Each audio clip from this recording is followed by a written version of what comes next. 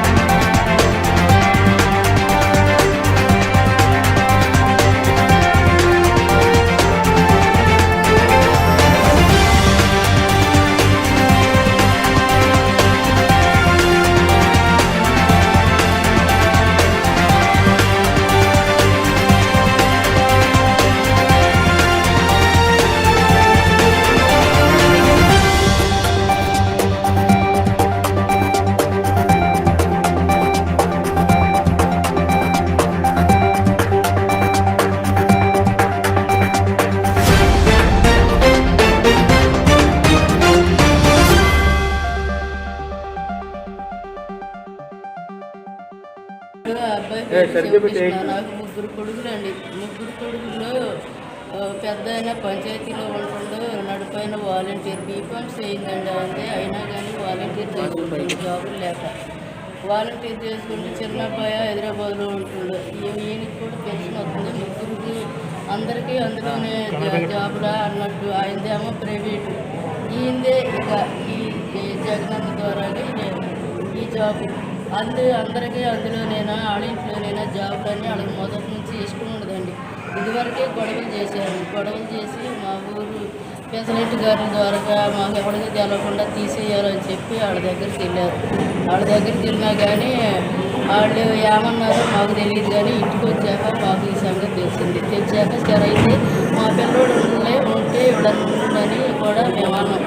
అంటే మానేయండి, వెళ్ళి సంతకం పెట్టండి అని అన్నారు. ఆఫీస్ కాడికి వెళ్ళి సంతకం పెట్టమన్నారు. సరే మీ అందరూ కూడా 10 మంది కూడా సంతకాలు పెట్టి ఇద్దరు పట్టుకొని ఒక అబ్బాయి గొడ్డలు పెట్టి నరికేసాడండి. మా అబ్బాయిని శివకృష్ణ అండి, వాలంటరీ మా ఊరు కుర్రోళ్ళేనండి. పేరు మూవ మోహన్రావు, మూవ దుర్గయ్య, మూవ రమేష్, ముగ్గురు అన్నదమ్ములు. మా పనులు చేసేదని ఖర్చు పెట్టుకొని